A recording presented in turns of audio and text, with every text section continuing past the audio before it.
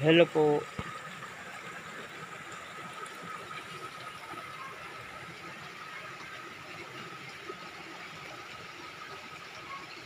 Welcome po sa aking channel.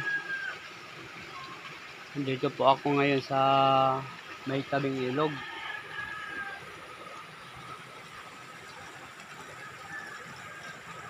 Ayan po ang ilog oh.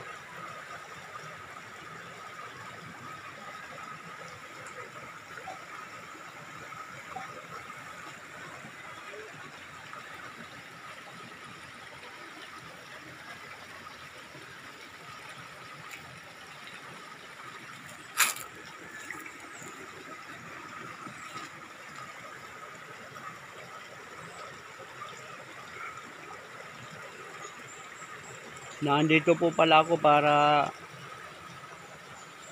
gawin ko po yung bahay ng aking anak dito sa tabing ilog. Ayan po.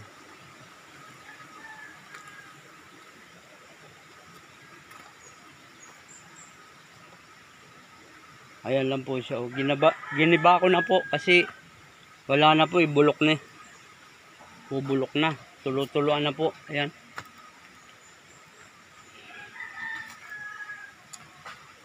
Bulok na po, kinain na ng anay. Ayan oh.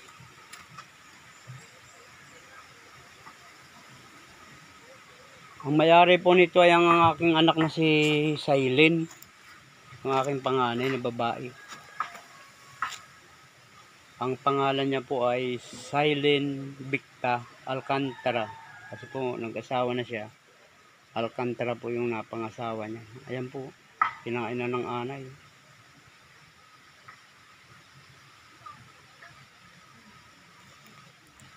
Ano lang po siya, yung mga plywood lang po siya, tsaka yung mga kahoy na bilog.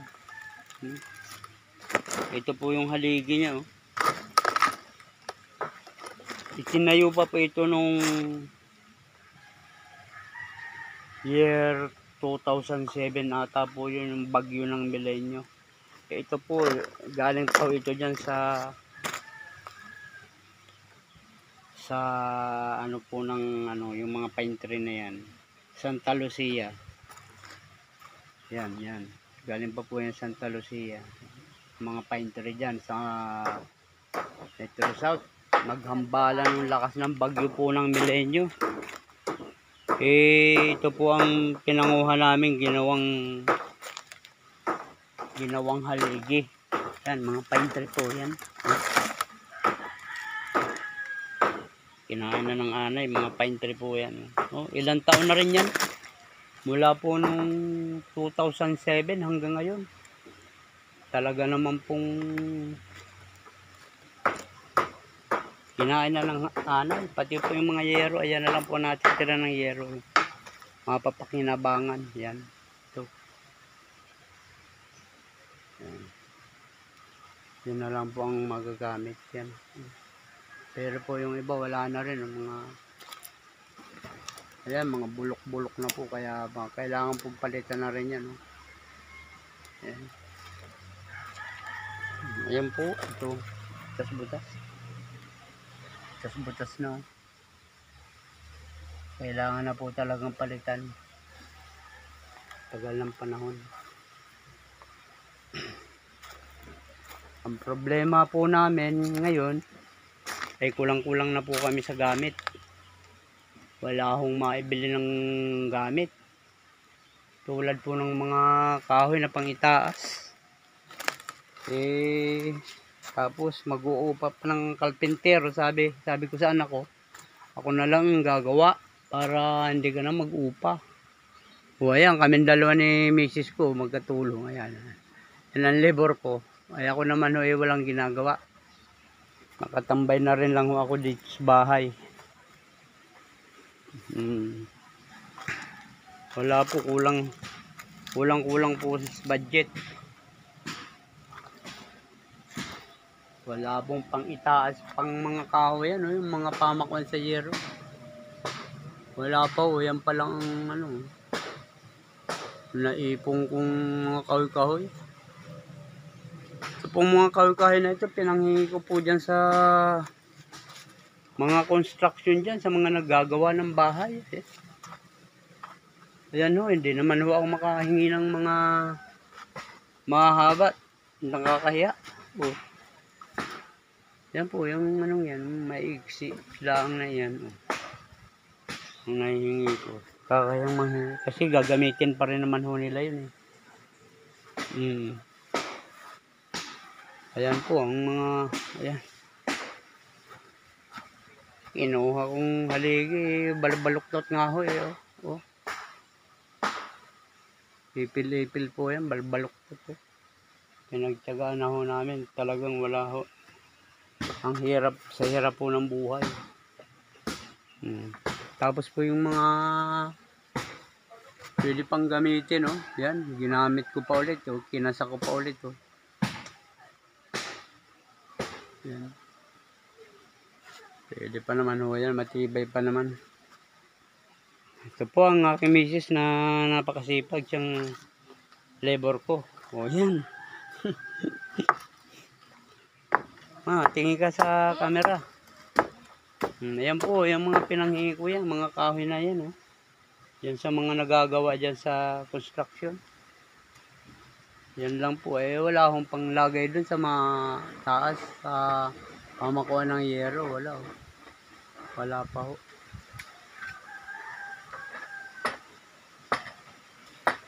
Ito pa ho, yan, natirang yero, yan.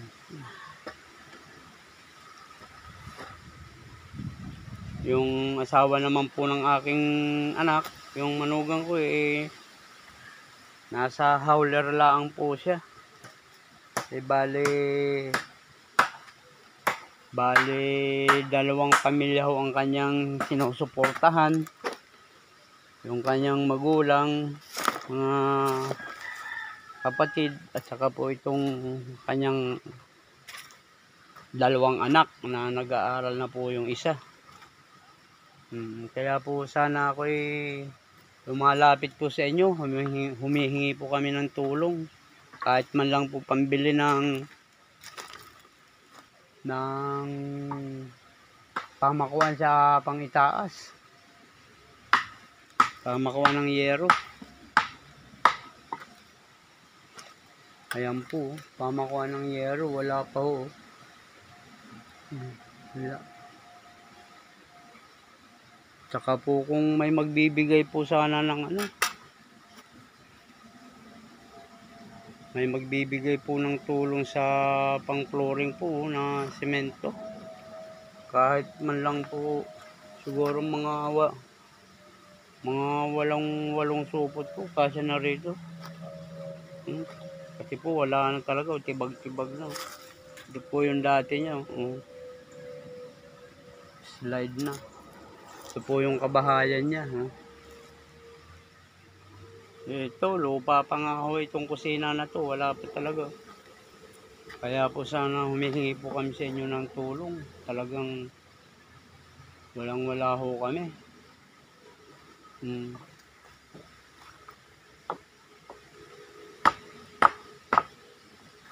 Ganito po ang buhay namin dito sa tabing ilog ng Metro South po. Metro South, Biklatan, General Trias. Ito po yung house number niya, Yan po ang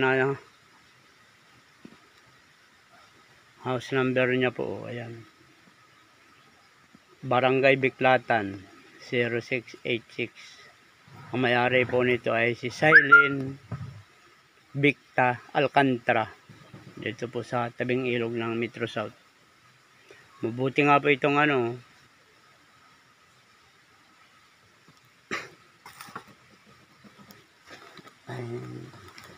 ayan po. So sa gusto pong magpaabot po ng tulong, sana po ay paki-care off na lang po sa aming mabait na barangay, kay Barangay Captain Erning Hatid po. Paki-care off na lang po doon yung gusto pong magpaabot ng tulong para po siya na lang po ang magbigay sa amin dito sa tabing ilog kung ano man pong may tutulong ninyo, at sasalamatan po namin ng maraming ang inyo pong maibigay na tulong sa amin. Yan lang po, at maraming salamat po sa inyo. Hanggang dito na lang po ang aking